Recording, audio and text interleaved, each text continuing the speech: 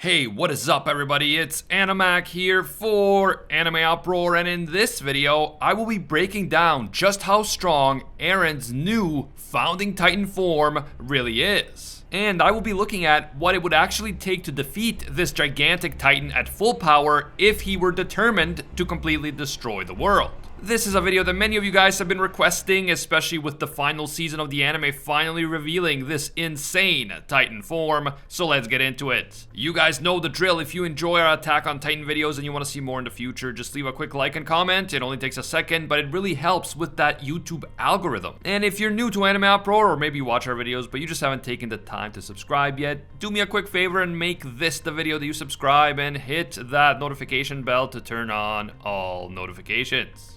Please be advised that this video will contain Attack on Titan manga spoilers. I will be looking at how strong Eren's Founding Titan form is based on all of the information available in the manga, so please proceed with caution. You have been warned. Now, back when Eren's gigantic Founding Titan form was just revealed in the manga, I made a video speculating about how strong this Titan would be. And recently, I made a video that talked about all of Eren's different Titan forms and powers throughout the course of the entire series. However, I never made an entire video talking about how strong Eren's Founding Titan is after all of the information about it was revealed in the manga. Now that the series has ended and we have all the necessary information, and now that this form has been revealed in the anime, I thought that this would be the perfect time to dedicate a full video to this Titan's unbelievable power. Eren's Founding Titan is an absolutely massive creature that is some sort of weird mixture between a skeletal dinosaur and a spider. I honestly don't know how to even describe it, and it's never made clear how this thing even functions in terms of biology and physics. What we do know is that this thing is by far the biggest Titan that we've ever seen in the history of Attack on Titan. And even Ymir Fritz's own Founding Titan, which had all 9 Titan powers in one body, didn't come close to the size of Eren's founder. Unfortunately, an exact measurement has never been given for the height of Eren's Founding Titan, and the panels are not always consistent, so his size seems to vary depending on which panel you look at. But by comparing this gigantic Titan to the wall Titans, who are roughly 50 meters tall, it appears that the height of Eren's Titan reaches upwards of 500 meters.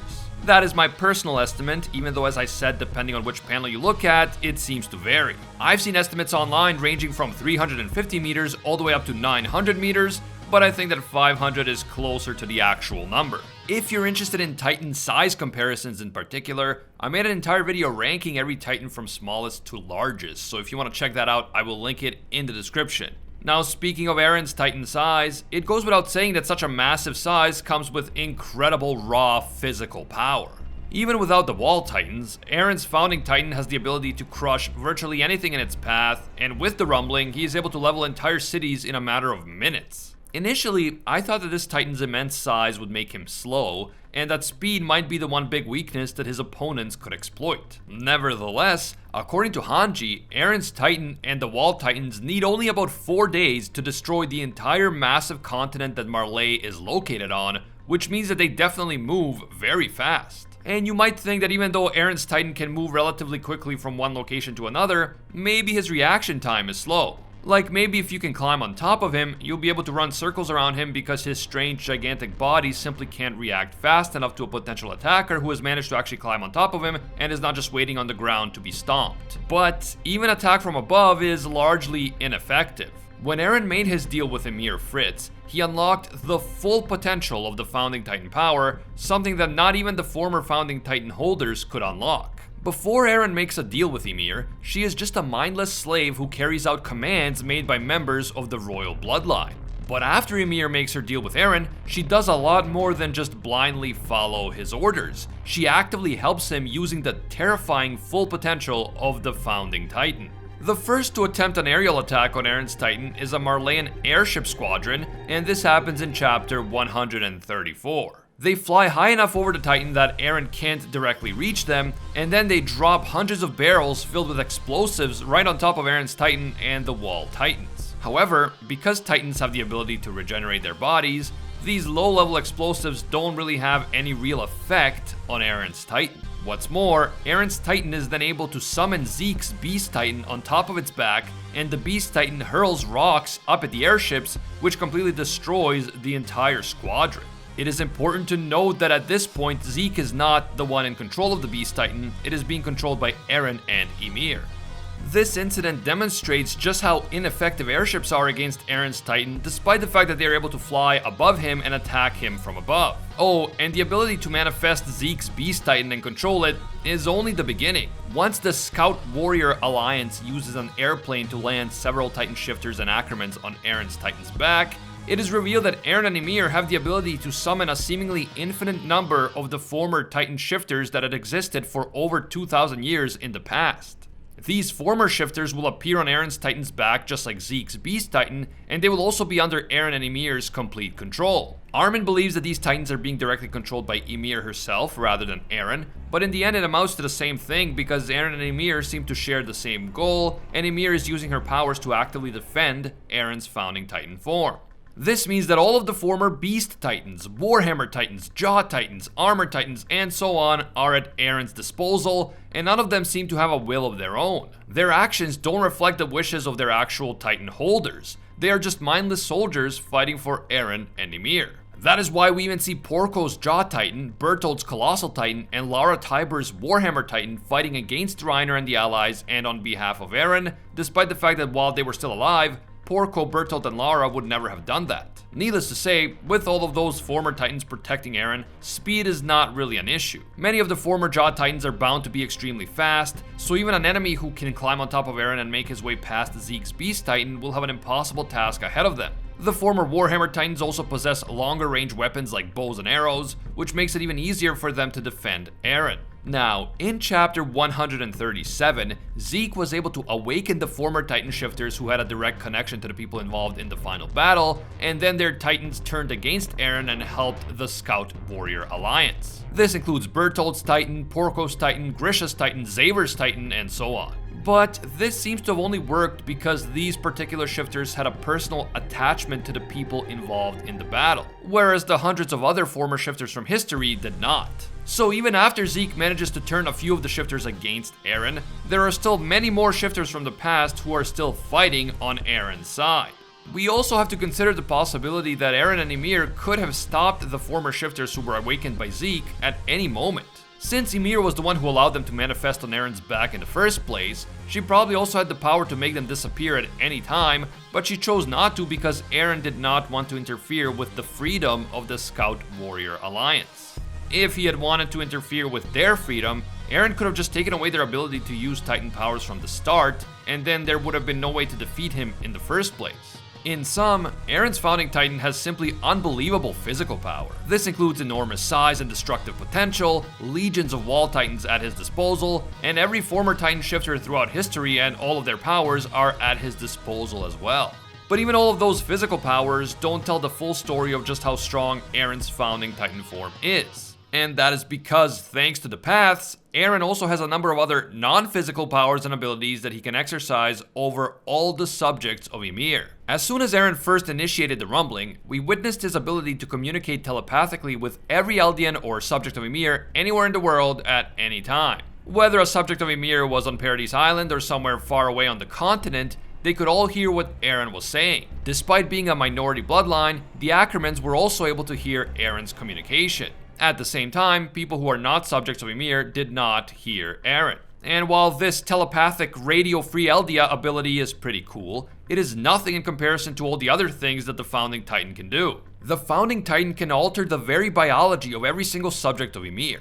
In the past, one of the Founding Titan holders was able to change the bodies of Eldians to make them more resistant to a certain disease. Zeke, of course, wanted to use this Founding Titan ability to make all Eldians sterile, and the founder can even take away the power of the Titans from all the subjects of Ymir, as we see later. Again, this means that if he had wanted to, Eren could have easily stopped Reiner, Peak, Armin, Annie, and Falco from using their Titan Shifter abilities to try and stop him. He simply chose not to take away their ability to transform into Titans because he did not want to take away their freedom. Eren also demonstrated the ability to detach himself from his gigantic Founding Titan form and create a Colossal Titan that he can then control. This Titan is roughly the size of Armin's Colossal Titan, but Eren's Colossal Titan has the additional ability to harden parts of its body, such as his fists, which is the same ability that he possessed in his Attack Titan form after consuming the Armor Serum. There has been some speculation about whether Eren still possessed the Founding Titan power after being detached from the main Founding Titan body, because after Zeke's death and after Eren is detached from the huge Founding Titan, he also became detached from that shining centipede creature that is the source of all Titan powers, and of course because of Zeke's death he no longer had a direct connection to someone with royal blood. Personally, I believe that Eren did still have access to the Founder at this time because Ymir was still on his side. After all, Eren did not possess the colossal Titan shifter power, and yet he was able to take the form of a colossal Titan. I believe that this is only possible because Eren still had access to the power of the Founding Titan thanks to Ymir. And this brings me to the most important point. Make no mistake, no power or force in the world of Attack on Titan at the time of the rumbling could have ever stopped Eren's Founding Titan form if he was fully committed to destroying the world. I've seen some people try to argue that aside from allowing the Alliance to keep using their Titan powers, Eren was fully prepared to go through with destroying the world, and Mikasa just happened to get him before he could finish the job. But we have to remember that even without the Founding Titan power, Eren possesses the Warhammer Titan power, and he could have easily encased his main body, or what was left of it, inside the crystal that Lara Tiber had used. If Eren had done that, Mikasa would have had no chance of killing him with her blade. So no, if he didn't want to be stopped, nothing and no one could have defeated Eren at full power in the world of Attack on Titan. He clearly allowed himself to be stopped, meaning that he did not go all out. But what would it take to defeat Eren's Titan and bring the rumbling to an end if Eren had been determined to destroy the world at all costs? Marley had the right idea when they tried to drop explosives from above, but because Titan bodies can regenerate, they would need to have much more powerful explosives. And of course, because Eren's Titan can use Zeke's Beast Titan to shoot down the airships, they would need either long-range missiles or airplanes that fly much higher than airships can. If we look at our own world, Eren could theoretically be stopped with technology that becomes available in the Atomic Age, which begins in the mid-40s and continues into the 50s and beyond. In order to stop Eren, you need the explosive power of nuclear weapons and long-range delivery systems for those weapons. You would also likely need multiple nuclear weapons in order to account for the fact that Titans can regenerate, and so unless your explosion hits Eren's main body right on target the first time around, he will just keep regenerating and you will have to keep trying. Armin even used the Colossal Titan's massive explosion on Eren's Founding Titan and he still failed to kill Eren. So there is no guarantee that even a nuke could take him out in one try. So, to defeat Eren's Founding Titan, you need immense explosive power on the level of nuclear weapons, long-range delivery systems that have a high level of precision, and you likely need more than one nuclear weapon, especially if you take the Wall Titans into account. On top of that, we have to remember that Eren's Titan is a moving target. So even the early nuclear weapon delivery systems like the gravity bombs used in World War II may have been far too inaccurate to do the job. Sure, they could hit a city, but a city was not a moving target surrounded by gigantic clouds of dust on all sides. In addition, nuclear weapons were still extremely rare in the 40s, so a truly reliable way to defeat Eren's Founding Titan doesn't appear until the 50s and 60s in our own world. In that era, nuclear weapons technology improved drastically, more powerful bombs were invented, and more advanced delivery systems were developed as well. Therefore, major nuclear powers from the Cold War era, like the US and the Soviet Union, would have been able to take down a threat of Eren's caliber. But before that era, Eren's Founding Titan would likely have destroyed everyone on Earth. In the world of Attack on Titan, even the most advanced technology seems several decades behind the atomic era. So that means that no one stood a chance against Eren in that world if he had really wanted to go all out and destroy everything. I hope you guys enjoyed this video, and if you're looking for something to watch next, check out our massive and growing Attack on Titan video playlist, link in the description and in the pinned comment. Feel free to share your thoughts on how strong Eren's Founding Titan form is down in the comments below. Is there anything that I missed? Is there something that you disagree with? No hard feelings, by all means, feel free to share your honest feedback down below. If you enjoyed this video and you want to see more Attack on Titan content in the future, just leave a quick like. It only takes a second, but it helps a lot. And of course, if you're new to the channel, or maybe you watch our videos but you haven't taken the time to subscribe yet, do me a quick favor and make this the video that you subscribe and hit that notification bell to turn on all notifications. You can also hit me up on Twitter and Instagram at AnimeUproar.